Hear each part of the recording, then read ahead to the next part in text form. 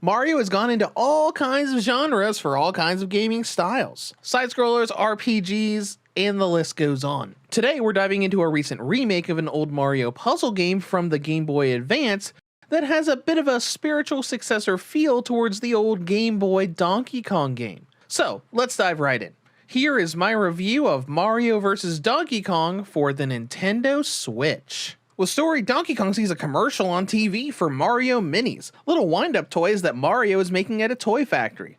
Wanting one, the Kong goes to the factory, and when he finds out they're all sold out, he decides to just steal them, leading to Mario giving chase to recover his toy line. Now the plot is pretty minimal, but it's cute, especially seeing the cinematics remade with the new graphical engines. And well, for them being actual cinematics this time instead of just the slideshows from the original GBA version. When it comes to gameplay, this is a 2D side-scrolling puzzle game. As you go through each stage, you platform around hazards to collect presents and open doors with keys to find a mini Mario toy. Now as a remake, this is pretty faithful to the original game. It contains recreated versions of pretty much all of that game's content, including the mini boss fights. But it's got a lot of new stuff as well. The original had 6 worlds total across 84 stages, while the remake has over 130 stages across 8 worlds. It's also got some new features like couch co-op and the new gameplay styles to make things a bit easier for newcomers or younger audiences.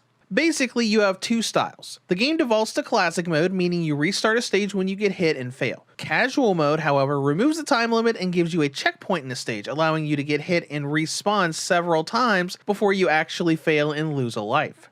As far as what you actually do, it's sort of a puzzle collectathon sort of game. Each world has 6 levels plus 2 to serve as the finale and boss fight. In each stage, you're in a side-scrolling environment. You have a key that you need to pick up and a door to lead you onwards, along with floating present items that you can collect as you go. Navigation is about avoiding hazards. There are many Mario staples here, like piranha plants that spew fireballs, Shy Guys, ghosts, and the like, though most of them are redesigned to look like wind-up toys. We've also got little ladders, spike pits, hanging vines and chains, conveyor belts, and more as you tackle the various worlds. A lot of navigating this is platforming and just not ever getting hit. One hit from an enemy and you instantly fail, so each stage is essentially a puzzle for you to figure out how to navigate, getting to the key and then the door. Early on, it's just simple platforming, but things get more technical with colored switches and conveyor belts, among other things. You get a lot of different moves, from handstands to protect you from falling objects to the power hammer that lets you fight back against some of the enemies. Once you get the key and get through the door, you go to the latter half of the stage, where you pass similar hazards to reach the mini Mario to collect and end the stage. It's a rather simple premise, and as a result, each level is pretty short. You have a timer for stages, and they can all be completed in just a few minutes. When you get to the results screen, it tallies the collectible presents you got, and you're awarded a star if you get a perfect, meaning you collected every present in the stage and finished it within the time limit. This is a key thing later for unlocking much of the post-game content. But the way it is presented makes you want to get a perfect each time. To be honest, the results screen kind of reminds me of some older mobile games, where you have stages and it shows you a rank on how well you did, making you want to get that star to pop up.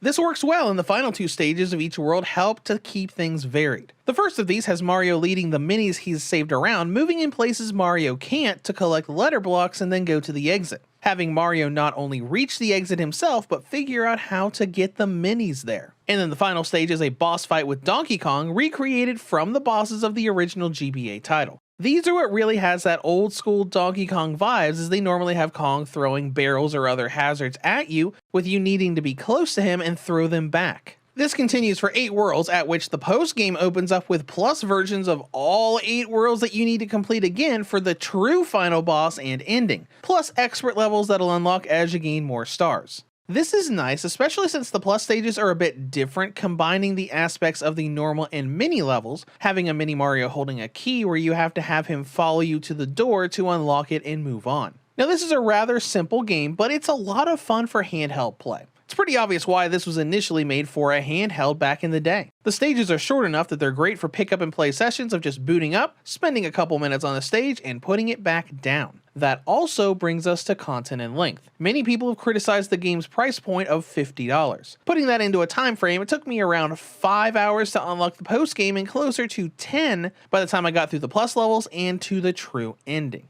This is alright, I guess. It's nothing crazy, especially for that price point, considering once you get to that 10 hours done, all you have left are the 16 expert stages. That's not a lot considering that 10 hours is already nearly 100% completing the entire game. Next up is presentation, the showpiece of this remake. The game looks beautiful from the cinematics to the actual gameplay. Everything looks pristine and perfect both in docked and handheld. And performance matches that, offering a never-ending 60 FPS and very short load times, just slightly longer than the load times of the original on the GBA. So that brings us to battery life. Mario vs. Donkey Kong gives the original and light models a battery range of 2 to 3.5 hours, while the V2 and OLED models get 5 to 6 hours. In conclusion, Mario vs. Donkey Kong has been remade in a very visually pleasing way that offers fun little bite-sized puzzles for playing on the go. Now on the downside, it won't take much longer than 10 to 15 hours to completely 100% the entire game and only 5 hours to get to the main credits. But if you don't mind the playtime, it's a fun little puzzle game that's well made and offers over 50 stages not available in the original Game Boy Advance version. Reviews to Go rates Mario vs. Donkey Kong for the Nintendo Switch a 9 out of 10. If you have any comments or questions, feel free to leave them below. Thank you for watching, and have a great day.